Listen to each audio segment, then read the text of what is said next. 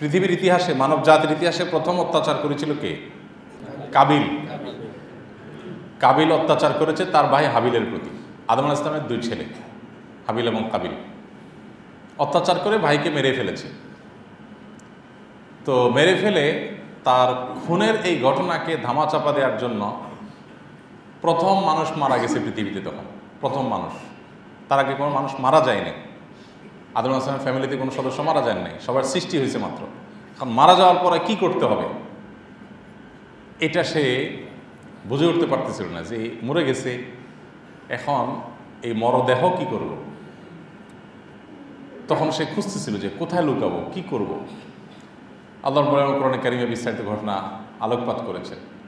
আল্লাহ তাআলা একটা কাক পাঠিয়েছেন, আরেকটা কাক মারা গেছে, ওই কাক মাটি সরিয়ে এই কাকটাকে ওই জায়গায় রেখে আবার মাটি চাপা দিয়ে দিস।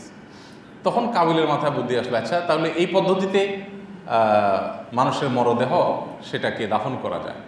তখন সেই কবর খুঁড়ে হাবিলের লাশ সেখানে রেখে তারপর দাফন করে দেয়। তো আল্লাহ রাব্বুল আলামিন তো সেটা প্রকাশ করেছেন, সেটা জানাজানি হয়েছে এবং তার অপমান হয়েছে, কোরআনে আয়াত নাজিল হয়েছে, নবীর কাছে ওহী এসেছে। চূড়ান্তভাবে তার এই অপকর্ম, এটার যে গোমর, এটার যে ভেতরের কথা, এটার যে তার যে গোপনে গোপনে পাপ করেছে, এগুলোকে প্রকাশ করা এবং তার অপমান, অপদস্থ হওয়া, শাস্তির মুখোমুখি হওয়া সে বন্দোবস্ত আল্লাহ তাআলা করেছেন। অর্থাৎ রক্ষা পায় নাই যে ঠিক আছে করে ফেলছি, কেউ টের পায় নাই, আমি পার পায়ে চলে গেলাম, সবাই আমাকে ফেরেশতা মনে করলো। অত্যাচার এবং জুলুম আর অন্যান্য পাপাচারের মধ্যে পার্থক্য এই জায়গায়। আপনি অন্য 10টা পাপ করেছেন, হতে পারে আল্লাহ তাআলা আপনাকে প্রকাশ করেন নাই, গোপনে গোপনে করছেন, কেউ টের পায় নাই, সবাই আপনাকে মনে করে আপনি ফেরেশতা, আপনি নেককার, মুত্তাকি, পরেজগার। তলে তলে আপনি খুব খারাপ মানুষ, তলে তলে কিছু পাপ করেন যেটা মানুষ জানে না।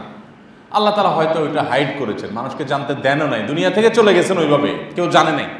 হতে পারে আল্লাহ তাআলা মাফ করে দিবেন, হতে পারে আখিরাতের শাস্তি দিবেন। কিন্তু কারোর প্রতি জুলুম করেছেন, অত্যাচার ও বিচার করেছেন, এটা এমন একটা বিষয় যে এই বিষয়ে আল্লাহ রাব্বুল আলামিন আপনাকে দুনিয়াতে এর মন্দ পরিণতি ভোগ করাবেনই করাবেন, অন্য কোনোভাবে করাবেন, আপনি টেরও পাবেন না এমনভাবে করাবেন, কিন্তু পরিণতি আপনাকে ভোগ করতে হবে। আখিরাতে তো আছেই।